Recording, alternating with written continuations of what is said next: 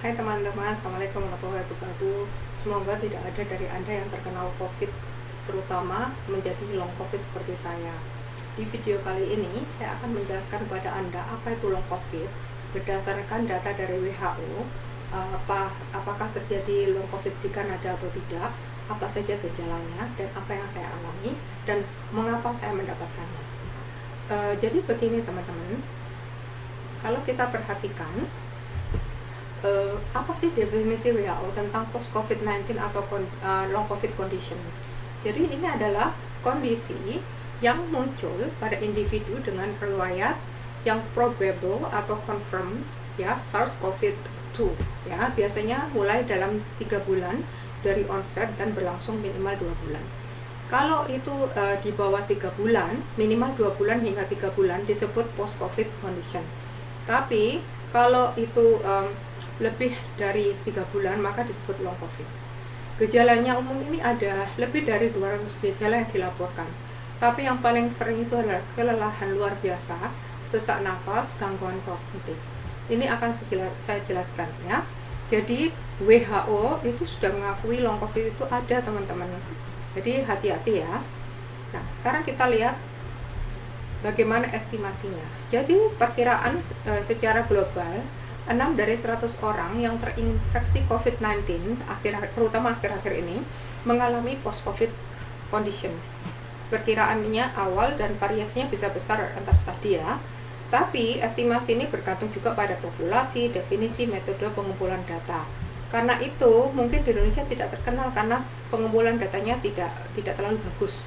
Di Kanada, di Amerika, dan negara-negara maju lainnya itu long COVID itu sampai kita punya long COVID klinik gitu. Makanya WHO itu mendorong sistem pelaporan dan studi kohort panjang untuk memperbaiki estimasi. Bagaimana dengan di Kanada?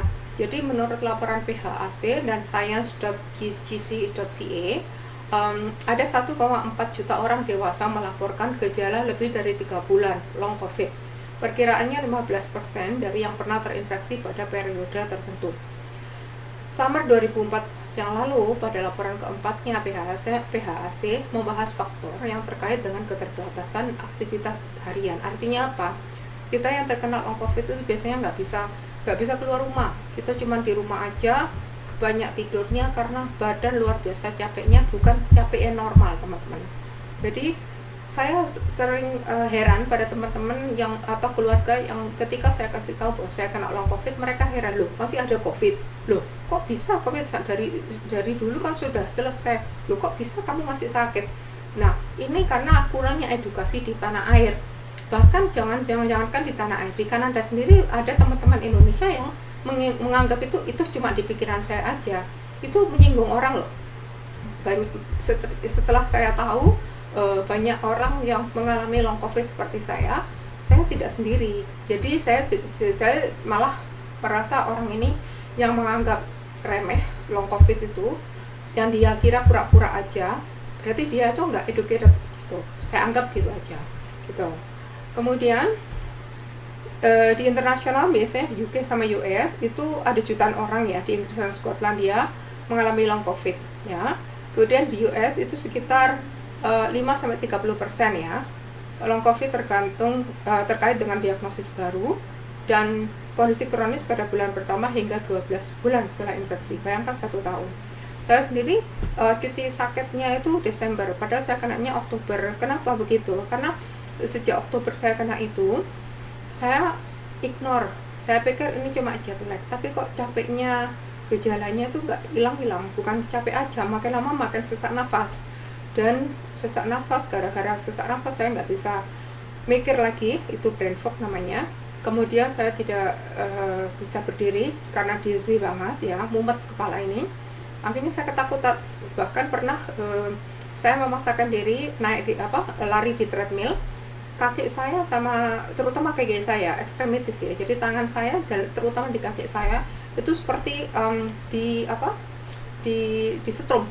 disetrum di sana sini, celakitnya itu kan banyak tempat seperti bintang gitu.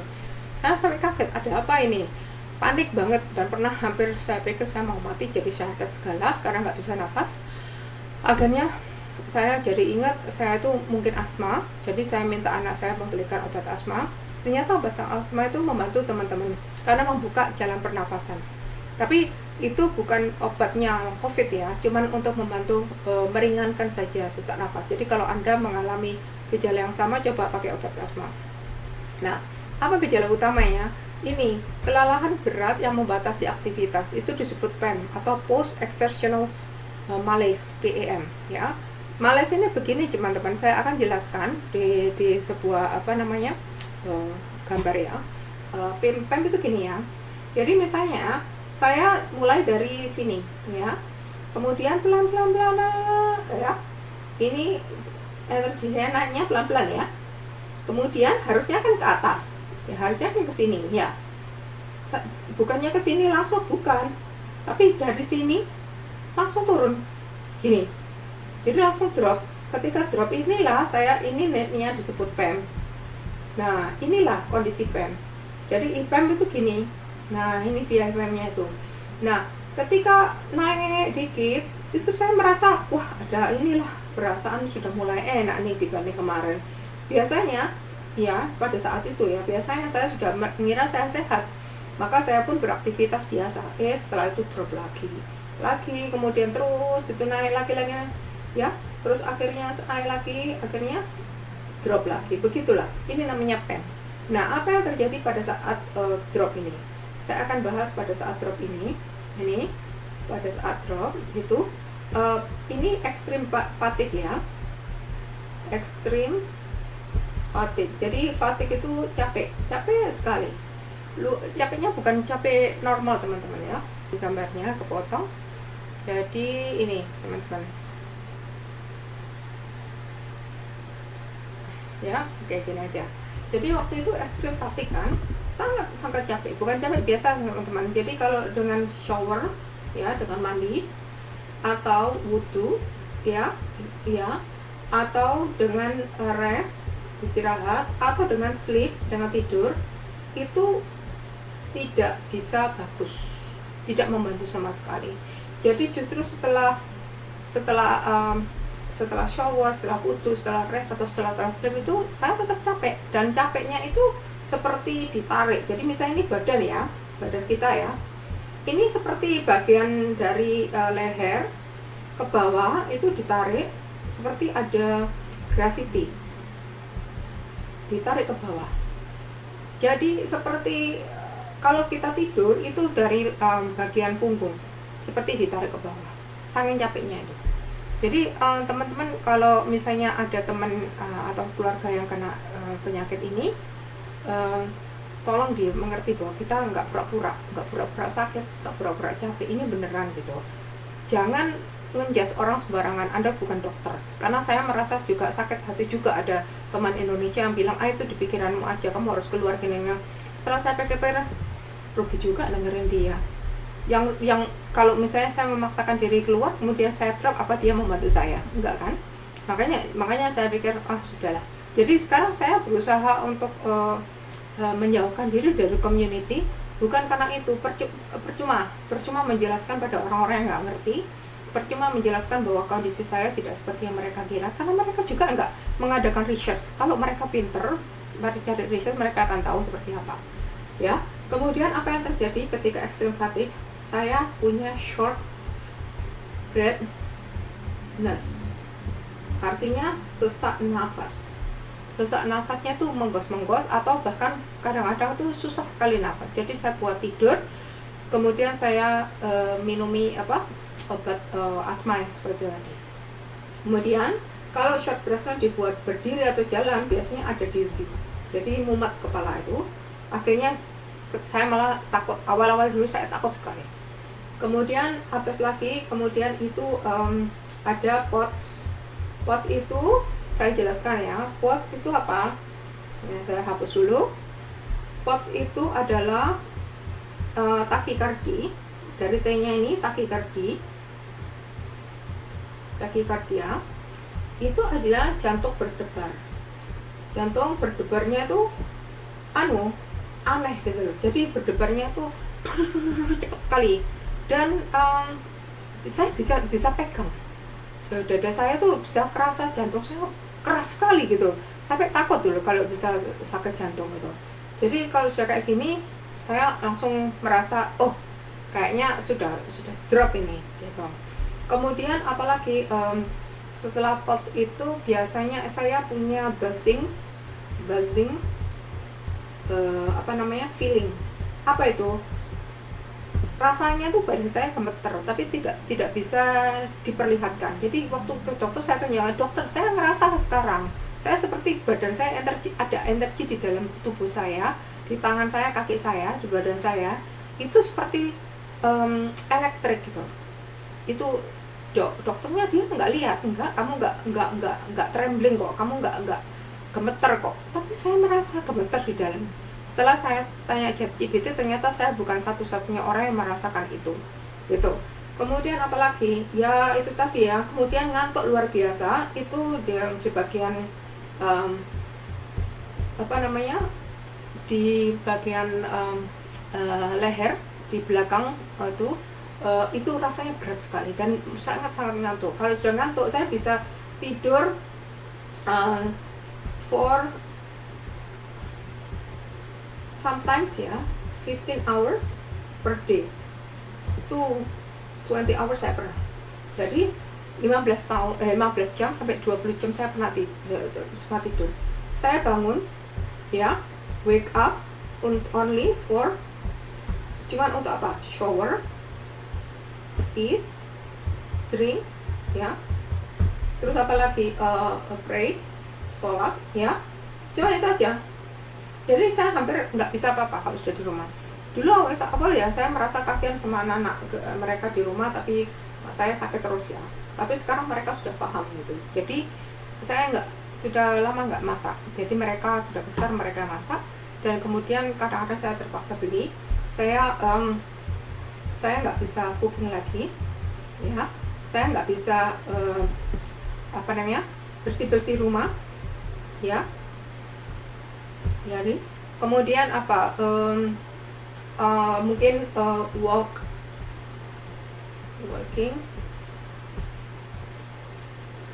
or running nggak bisa lagi ya. Jadi apa yang saya lakukan? Yang saya lakukan cuman ketika saya itu ada energi sebelum saya drop. Ketika sudah di sini, saya sekarang sudah tahu tanda-tandanya mau ada drop itu. Saya tahu before drop ya, sekarang sudah ngerti ya, sudah hampir 1 tahun ya. Biasanya ada buzzing sensation badan saya ya, kemudian mulai thoughts, ada tachycardia berdebar tadi, langsung saya pulang. Kalau saya kayak gini, kalau saya nggak pulang, saya bisa berhenti di tengah jalan saking capeknya. Karena itu pada saat adik saya kan meninggal adik saya meninggal tanggal sekitar kalau nggak salah 24 Mei 2025 ya, dia meninggal ya. He died right? Saya nggak bisa ke Indonesia. Jadi saya nggak bisa ke Indonesia. Jadi saya stay di Kanada. Gitu teman-teman. Saking parahnya. Kenapa? Karena kalau misalnya saya naik pesawat ya, kalau naik pesawat misalnya, saya gambar pesawat itu bagus nggak ya? Waduh, saya nggak bisa mengenal pesawatnya. Ya, kalau misalnya itu naik pesawat, kemudian saya harus pakai wheelchair, ya, saya merasa percuma. Saya naik wheelchair, naik pesawat, kemudian sampai sana dia sudah dikubur, ya kan? Sudah dikubur, percuma kan? Akhirnya terpaksa saya prioritaskan kesehatan saya. Nah, pada saat inilah saya akan bercerita pada Anda apa yang terjadi. Saya menemukan buku itu adalah bukunya Dr. Gabor Mate.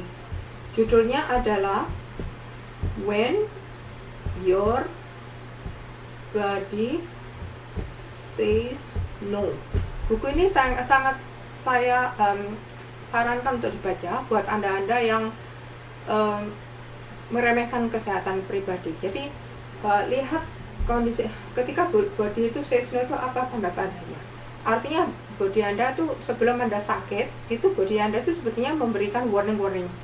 Misalnya kecapean yang luar biasa, misalnya gampang lupa, misalnya apa, ada banyak sekali.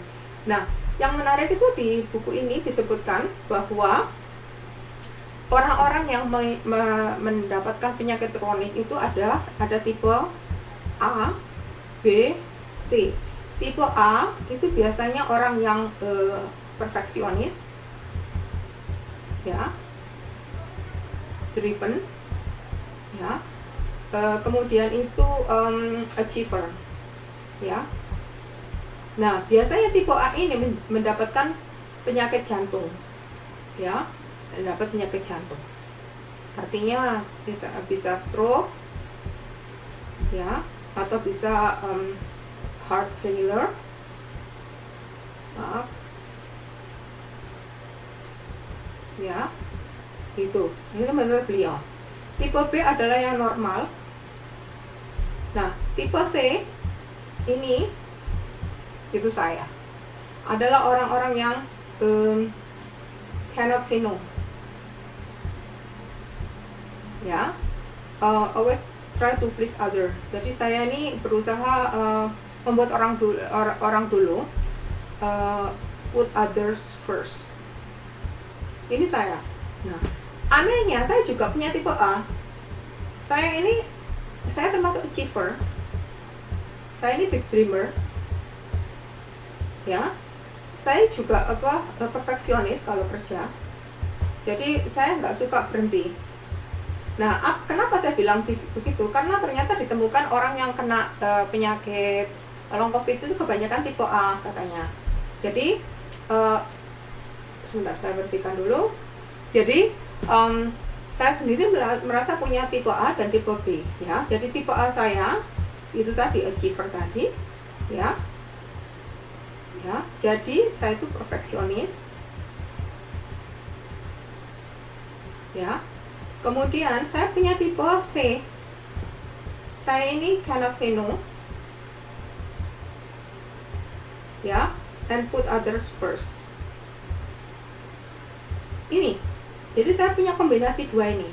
Nih, ya.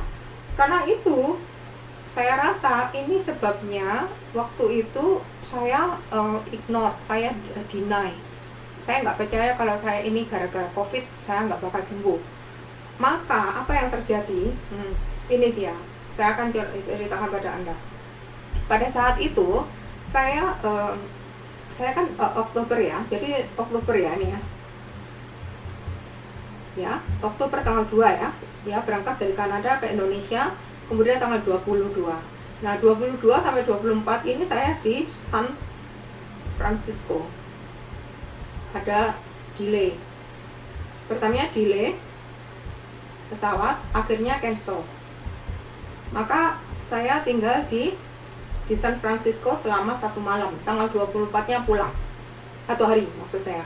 Kemudian karena berbeda waktu, ya akhirnya di 24 pulang sampai di Montreal, itu maksud saya. Kemudian tanggal 28-nya itu 28 saya tes PCR. Jadi sebentar. Jadi tanggal 28 Oktober PCR saya positif, ya. Kemudian saya memaksakan diri untuk bekerja hingga akhir November. Hingga tanggal berapa? Tinggal 5 Desember. 5 Desember waktu itu saya sengaja minta kerja di rumah.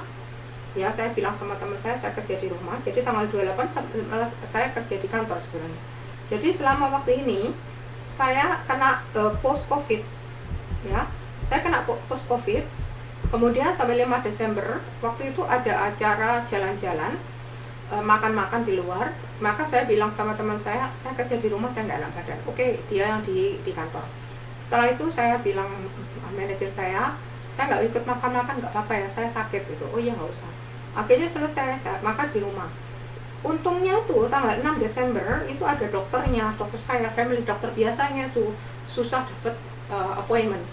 Nah, di dokter ini, dokter bilang saya punya post COVID. Jadi saya harus berhenti kerja gitu. Kemudian waktu itu 6 Desember ya. Kemudian saya kan di stop working, kemudian kan liburan Natalan dan tahun baru ya. Nah, tanggal Januari, saya masih ingat Januari 5 kalau nggak salah, saya itu pakai treadmill. Kenapa? Saya merasa sudah lama saya nggak olahraga, maka saya treadmill. Ternyata saya seperti kesetrum kaki saya, nggak bisa nafas ya. Kemudian waktu itu saya lupa Januari 27 Januari berapa ya, 27 mungkin, saya lupa. Pokoknya waktu itu setelah itu saya ke dokter ya. Dokter bilang ya sudah, kamu jangan treadmill lagi, tidak boleh, kamu harus bed rest total gitu. Kemudian saya juga mulai nggak bisa masak lagi ya, nggak bisa masak, bersih-bersih, hal-hal yang normal-normal nggak bisa lagi. Akhirnya suruh bed rest sama dokter. Akhirnya setelah saya bed rest, saya kembali ke dokter lagi, diperiksa sama kantor, dikirim ke ke dokter kantor.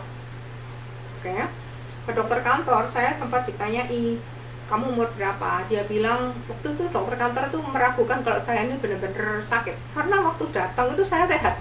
Kenapa? Ketika saya ke dokter, saya kebetulan itu pas lagi high. Jadi waktu ke dokter ya high, pulang dari dokter drop. Ya setiap gitu ya, setiap drop. Habis itu saya jalan lagi, pas high ke dokter lagi, drop lagi. Jadi waktu itu saya nggak percaya. Ya, untungnya saya punya bos saya itu kepala dokter. Dia langsung kontak dokter ahli namanya Dr. Shifrin. Saya pun dipanggil ke long covid clinic di General Hospital, Jewish General Hospital. Di long covid clinic inilah saya diperiksa sama Dr. Shifrin, dinyatakan kamu long covid. Jadi persis dengan kata dokter saya, kan tadi kan bilang post covid, kalau lebih dari 3 bulan itu baru long covid. Jadi dokter saya dan long covid clinic itu sama-sama setuju kalau saya long covid. Tapi dokter kantor juga bilang long covid, cuman sama dia dipaksa, kayaknya kamu sudah mulai sehat, jadi kamu kembali kerja ya. Saya bilang, oke, saya memang kepingin kerja, saya bosan di rumah terus. Ternyata saya memaksakan diri untuk kerja, padahal dokter saya sudah bilang jangan dipaksa kerja. Oke, kalau kamu memang maksa, coba 2 jam dulu. Setelah saya coba kerja, saya waktu itu awalnya 2 jam 2 jam per week loh. Kali 2, jadi 4 jam. Maaf. Jadi gini, kali 2, jadi 4 jam per week ya. Ya kan? Itu sama dokter itu disuruh selama 4 weeks ya. Itu saya disuruh suruh ke situ kerja. Saya coba, itu gak kuat. Begitu kerja 2 jam gak bisa fokus 100%, saya drop. Kemudian tetap saya paksa, katanya setelah itu 3 hours per week kali 2, berarti kan 6 jam ya per week ya. Saya drop sampai utang 15 jam saya gak kerja. Saya pun bilang ke bos saya, manajer saya utang 15 jam ya, gak apa-apa deh, kamu gak usah bayar saya, soalnya saya sakit. Terus saya kembali ke dokter saya, sama dokter saya disuruh stay selama 2 bulan waktu itu. Kemudian adik saya meninggal. Saya waktu itu bilang sama dia, bisa nggak ke Indonesia? Dia bilang dalam kondisi seperti itu kamu nggak bisa ke Indonesia. Kemudian saya bilang, dokter, kalau saya nggak pulang nanti saya nyesel. Tapi dia bilang, oke, saya kasih surat dengan syarat kamu nanti naik wheelchair kalau pulang ke Indonesia. Tapi saya nggak bisa sama sekali ke Indonesia. Jadi saya stay di Kanada. Jadi stay home di Kanada ya, sampai sekarang. Oke, jadi sampai seperti itu. Dan apa tadi gejalanya tadi yang saya bilang, short breathness ya, jadi sesak nafas, kemudian POTS, takikardia, jadi jantung berdebar, PEM, post excisional malaise. Jadi saya super drop tadi ya, yang saya bilang saya drop tuh. Kemudian dizziness ya, dizziness itu mumet kepala. Kemudian brain fog kadang-kadang, jadi nggak bisa mikir. Kadang-kadang saya mau ngomong apa saya bingung, ini bahasa Inggrisnya apa ya, bahasa Indonesia apa ya. Karena itu jangan kaget kalau saya sengaja ngomong bahasa Indonesia lebih banyak, karena untuk melatih otak saya. Bahasa pertama saya Indonesia, jadi saya perbaiki dulu bahasa saya, setelah itu nanti bahasa Inggris dan bahasa Prancis. Itu kan otomatis di sini. Itu saya nggak mau sampai lupa gara-gara sakit gitu. Nah, kembali ke masalah long covid tadi, saya teruskan ya. Ini dampaknya itu apa? Ternyata banyak orang, karena jutaan orang akhirnya pengurangan partisipasi tenaga kerja, terpaksa cuti ya.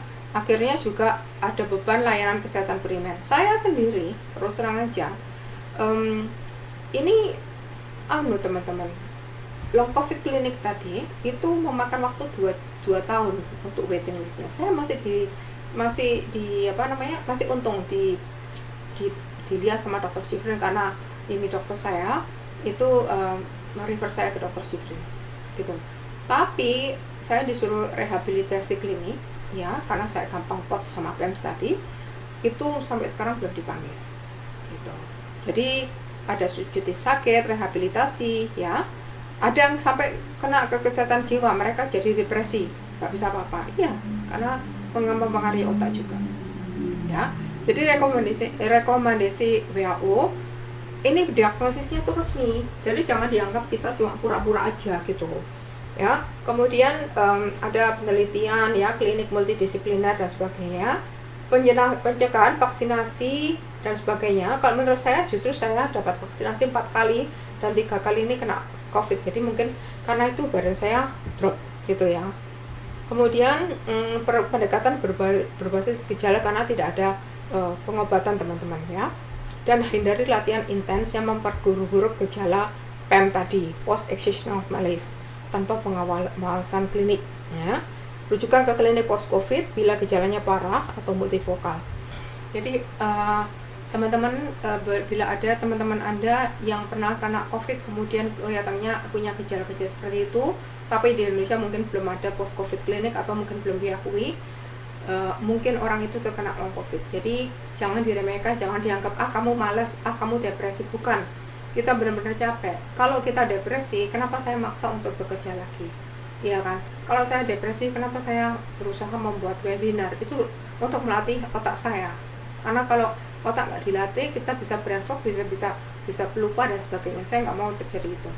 Karena itu saya bikin channel Hidup di Kanada itu awalnya dari situ. Saya memberi webinar untuk teman-teman saya tentang peluang kerja dan studi di Kanada kan. Kemudian saya upload di YouTube channel. Lama-lama saya berusaha menerjemahkan video-video dari bahasa asing ke bahasa Indonesia untuk melatih brain fog saya gitu, sambil membagi ilmu gitu. Jadi saya ingin bisa dapat 2 macam. Jadi pertama untuk melatih tubuh saya yang lagi sakit, brain fog-nya tadi. Kemudian juga ini mengisi waktu saya karena saya nggak kerja. Jadi jangan sampai tersia-sia. Oh ya, yang ketiga juga untuk amal jariah. Jadi yang saya share adalah ilmu, bukan sesuatu yang tidak berguna ya. Jadi mungkin buat Anda yang merasa kok di channel saya kok serius banget gitu, penjelasannya mendetail ya, karena memang niat saya begitu, bukan untuk hiburan gitu. Tapi saya juga minta maaf, selama ini banyak yang menyarankan saya pakai video pakai wajah, itu selama ini saya menolak, karena buat saya itu menjaga privasi, karena saya lagi sakit, jangan sampai dikira saya pura-pura sakit gitu ya. Kedua, juga jangan sampai ada orang memakai AI pura-pura menjadi saya ya. Tapi ini belakangan ini karena saya mendapat dukungan dari teman-teman, akhirnya saya mengajukan izin bisnis di Kanada dan mendapat persetujuan dari pemerintah Quebec tanggal 11 Juli 2020 yang lalu. Saya mendirikan Nusa Connection. Nah, ketika saya mulai ada energi sedikit sebelum saya drop, saya harus memilih energi saya fokuskan kemana. Apakah membangun website, apakah untuk kontak sana sini, ataukah untuk menjawab WhatsApp group, ataukah menyiapkan video, atau istirahat dengan live streaming. Saya harus pintar-pintar ngatur waktu, karena setelah itu saya tahu saya akan dropnya tuh bisa seminggu, bisa 2 minggu. Nah, karena itulah saya sudah mulai kontak sana sini teman-teman, dan sudah banyak yang tahu tentang website saya dan channel hidup di Kanada. Mereka tuh ingin meyakinkan bahwa itu memang cara itu milik saya. Karena itu saya berusaha untuk menampakkan diri di video kali ini, menjelaskan kondisi long COVID saya dan menunjukkan wajah saya bahwa ini benar-benar channel milik saya. Jadi harapan saya mereka itu akhirnya mau berkolaborasi dengan Nusa Connection, karena mereka yakin saya tidak nipu, ngaku-ngaku punya YouTube channel tapi bukan punya saya. Jadi itu sebabnya saya sekarang online dengan wajah saya, begitu. Jadi sekian aja dulu. Saya cuma mau menyampaikan terima kasih atas dukungan kalian, dan buat para subscriber yang subscribe itu sangat membantu saya, memberi saya semangat untuk bisa menjadi lebih baik, bisa sembuh lagi. Saya merasa bahwa ilmu saya ternyata berguna buat orang lain. Dan keadaan sakit pun saya berusaha untuk share, karena saya berharap ilmunya bisa menyebar kemana-mana. Dan terima kasih yang sempat ikut join di WhatsApp group, hampir 100 orang. Terima kasih banyak. Tapi lagi-lagi karena saya suka drop, terpaksa saya tutup, karena banyak sekali puluhan jabri setiap harinya. Kalau enggak saya jawab, saya kewalahan dan nanti dikira sombong. Jadi terpaksa saya tutup. Tapi kemudian saya berpikir kasihan kalau ditutup, saya bukannya sombong, saya cuma sakit aja. Saya tanya ChatGPT, apa ada alternatif lain jadi orang nggak jabri saya, tapi saya tetap terkoneksi dengan mereka? Ada ternyata lewat Telegram. Maka saya omongkan ke teman-teman, silakan saya ada di Telegram. Kalau ada pengumuman apa-apa saya kasih di situ. Kemudian saya juga minta maaf terpaksa membatalkan bootcamp dan webinar yang tempo hari saya rencanakan di awal September, tepatnya tanggal 6 kemarin sebetulnya, tapi saya terpaksa batalkan saya karena di tengah-tengah bulan Agustus, kan saya pikir saya cepat sekali drop. Kemudian waktu itu anak-anak saya masih liburan, jadi saya mau fokus bersama anak-anak saya gitu. Nah, kebetulan anak-anak saya sudah mulai sekolah minggu ini, jadi insya Allah bootcampnya itu saya ganti menjadi webinar 8 kali, dimulai tanggal 14 besok insya Allah sampai 21 Desember. Jadi setiap 2 minggu sekali insya Allah saya akan online sekitar jam 8 pagi di Indonesia, karena saya di sini malam gitu. Jadi besoknya mungkin hari Minggunya saya bisa jalan-jalan dengan anak-anak saya, begitu teman-teman. Jadi saya benar-benar minta maaf, mungkin banyak yang bingung kok ditutup, kok sekarang dibuka lagi, tapi namanya bukan bootcamp tapi webinar. Saya benar-benar minta maaf. Bootcamp itu harus fokus teman-teman. Bootcamp itu saya harus memberi 100% waktu saya dan energi saya melatih Anda. Sedangkan webinar kan saya memberikan informasi aja gitu loh. Jadi gimana ya, saya merasa daripada Anda semua merasa kok batal, saya udah serius pengen ikut gitu, ya sudah saya bikin webinar aja. Jadi Anda tetap dapat ilmunya, tapi saya juga bisa membatasi diri gitu loh, jadi nggak terlalu maksa gitu ya. Kemudian dulu bootcamp asalnya kan bayar, tapi saya kasihan banyak yang banyak yang nggak punya kerjaan atau PHK. Saya bilang boleh gratis asal membawa teman-temannya yang kurang mampu. Waktu itu sudah ada 2 atau 3 orang yang daftar mau bawa teman-temannya, berapa grup gitu pokoknya, saya lupa 5 grup atau saya lupa. Tapi terpaksa saya batalkan kan. Nah, saya undang lagi lewat email, Anda bisa bawa teman-teman Anda yang kemarin itu, tapi bentuknya bukan bootcamp lagi, tapi bentuknya webinar. Karena bootcamp itu nanti saya kasih PR, Anda garap, Anda laporan ke saya, dan saya nanti makan waktu seperti guru. Kalau webinar kan saya agak santai, Anda mendapat informasi dari saya gitu. Oke. Jadi saya minta maaf yang banyak karena terpaksa menutup WhatsApp group dan membatalkan webinar dan bootcamp waktu itu karena kondisi saya. Sekarang saya ganti WhatsApp group, saya ganti Telegram, bootcamp saya ganti webinar. Jadi sekarang saya sudah tahu kondisi saya sesuaikan dengan kondisi saya gitu. Terima kasih yang sudah mendengarkan. Mohon doanya agar saya cepat sembuh, dan semoga nanti saya bisa lebih fit dan bisa memberikan layanan terbaik lewat Nusa Connection. Dan insya Allah selama 2025 ini apapun yang saya berikan lewat webinar atau apapun juga ya, itu saya gratiskan. YouTube akan insya Allah akan selalu gratis. Tapi kalau misalnya 2006 kalau saya ada acara, saya harapkan ada teman-teman yang bersedia membayar, karena ini untuk membuktikan pemerintah Kanada ada peminatnya, dan bisnis saya bukan bisnis fiktif, jadi tetap mendapat pembayaran dari orang-orang Indonesia. Makanya saat ini saya gratiskan, bukan cuma karena kondisi, karena banyak dari teman-teman yang nggak ngerti cara pembayarannya dari Indonesia ke Kanada.